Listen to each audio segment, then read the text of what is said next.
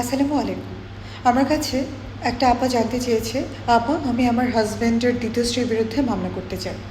তার বয়স 18 বছরের নিচে। আমি কি তার বিরুদ্ধে মামলা করতে পারবো?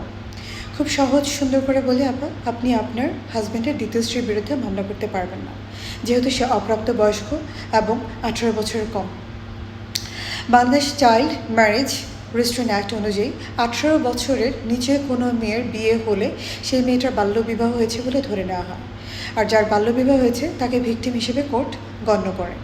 যেহেতু সে ভিকটিম, সুতরাং আপনি যদি তার বিরুদ্ধে কোনো অভিযোগ করেন, কোর্ট সেটাকে খুব ভালোভাবে না নিয়ে বরঞ্চ ভিকটিমের সুরক্ষা দেওয়ার চেষ্টা করবেন। তাই বলবো আপু, আপনি আপনার হাজব্যান্ডের দ্বিতীয় স্ত্রীর বিরুদ্ধে মামলা না করে আপনি আপনার হাজব্যান্ডের এগেনস্টে মামলা করেন, যেটা শক্ত এবং কার্যকর একটা পথ হবে।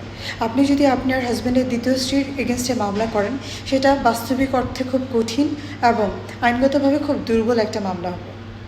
আশা করি আপু আপনি বুঝে গিয়েছেন, আপনার হাজব্যান্ডের দ্বিতীয় স্ত্রীর বিরুদ্ধে মামলা করা যাবে না, যেহেতু সে অপ্রাপ্তবয়স্ক একজন মেয়ে।